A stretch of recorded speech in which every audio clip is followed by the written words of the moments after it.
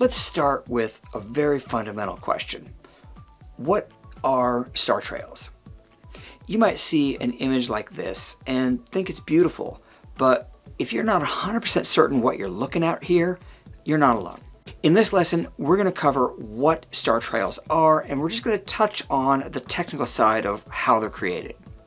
If you already know what they are and you have a pretty good understanding of long exposure photography, you could skip this lesson. So first of all, star trails are pictures. I know, that's kind of obvious, but it's an important distinction. Star trails are not something like the moon, for example, that exists on its own whether we take pictures of it or not. Now, of course, stars do exist, and they move through the night sky. Any astrophotographer will tell you that if you want to have tack-sharp stars in your pictures, you better not leave the shutter open too long, or you're going to start to get trails. Trails.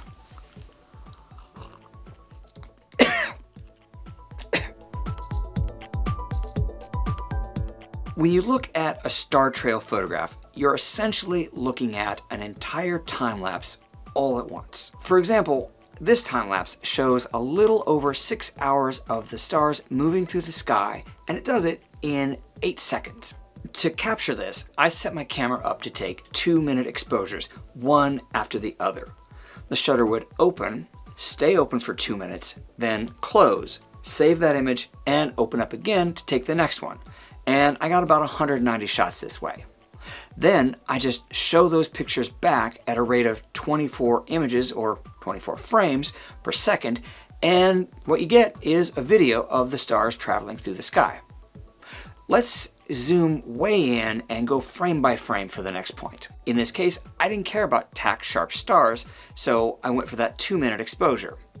During those 2 minutes, this star, for example, moved from here to here, making a very short trail. But remember, we're still watching these images as a time lapse, and we're going frame by frame. In this frame, we see this star in this location. Then we go to the next frame, and the star is here. Then the next frame, and the next. Because this is a time lapse, we can only see one picture at a time. But what if that wasn't the case?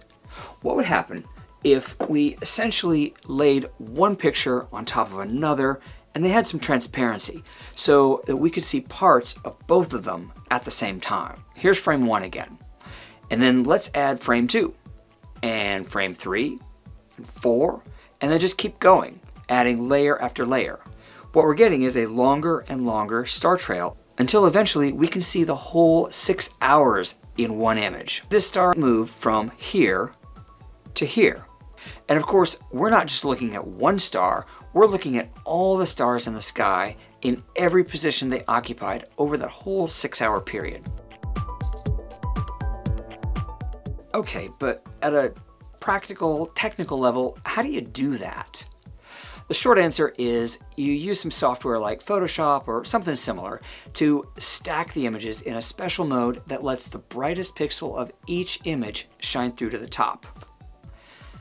That still might sound a little bit like word soup, so if it does, don't worry, because we're going to take a deep dive on image stacking and all the things you can do with it later in the course.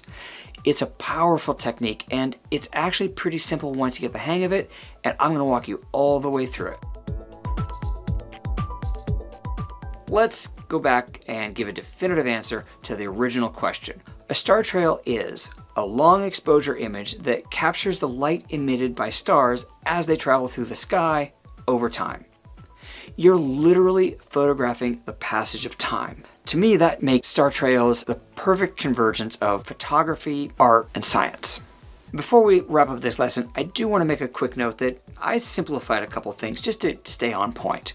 The process that I described covers how I shoot and process star trails.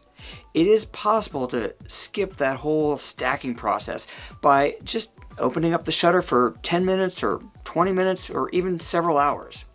Why don't we just do that? Oh, right. Because there are some real technical problems with doing that, and you lose the power of stacking. There are a lot of things you can do with stacking, that enhance your image and just build something more than what you could make with a single image. We're going to talk more about that and why some star trails look like this while others look like this.